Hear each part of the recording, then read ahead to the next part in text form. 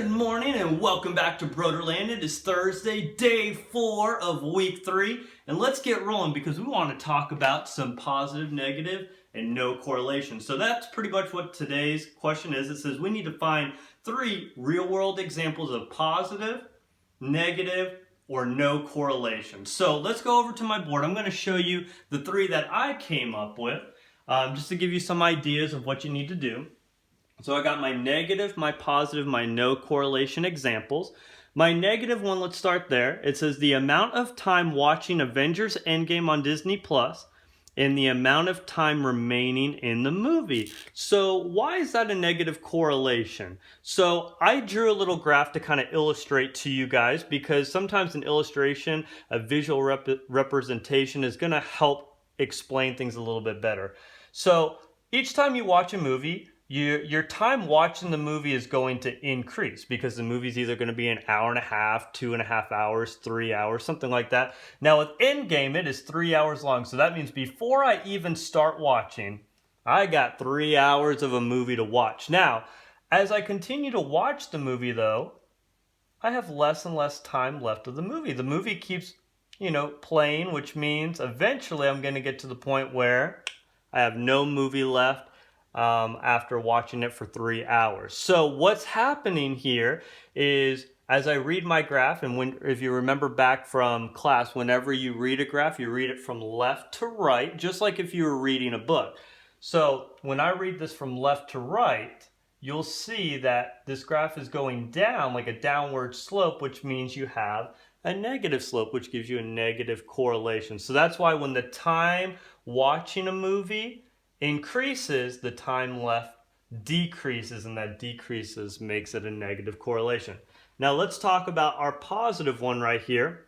And the positive one says the amount of months Disney Plus has been out and the amount of content on Disney Plus. So in November, we'll just give that as kind of its starting point.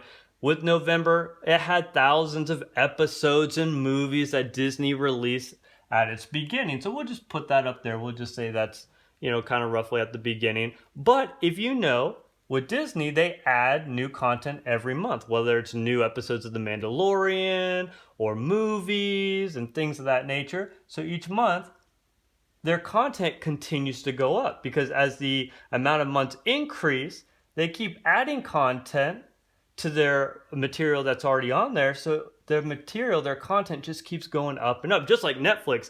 If you go to Netflix, you'll see, oh my gosh, there's so many shows now, so many originals. So that means you're going to have a positive correlation because when I read this graph left to right, this is going upwards into a positive correlation, a positive slope right there. Now we got no correlation. So no correlation, I said we have the amount of time watching Disney Plus and the amount of chocolate chips in my pancakes. Well, clearly, if you just think about it before we do the graph, me watching Disney Plus doesn't necessarily affect how many chocolate chips I put in my pancakes. For example, clearly Mr. Brodeur is going to be watching a lot more Disney Plus. So I'm probably going to be like a lot more time watching, but I love chocolate chips in my pancakes. So I'm going to have a lot more chocolate chips. However, somebody else, like let's say my sister, she likes watching Disney Plus a lot, but she could care less about chocolate chips in her pancakes. So we would have 2 representations right there. Now let's go to my dad. My dad doesn't really even watch Disney Plus whatsoever. He's more of a Netflix person, but man, he loves him some chocolate chips right here. Now, my mom, she does not watch Disney Plus all so much. So she'd be kind of in the same category, but she does not really care for pancakes or chocolate chips in her pancakes whatsoever. So now you're starting to see, do we necessarily have a line that's going kind of upwards or downwards? Not really right here. And if I started to fill out this graph, we could probably get similar scenarios where some people watch some Disney Plus, but you got a lot of different variations of people like, hey, well, I watch the same amount, but I might like chocolate chips, or I might like blueberries, or I might not like anything in my pancakes. So what happens is you get somewhat of a cluster of dots that don't really create a positive or negative slope. So you get what we call a no correlation. So all in all, I hope my 3 examples kind of help you come up with your own examples when you're doing this.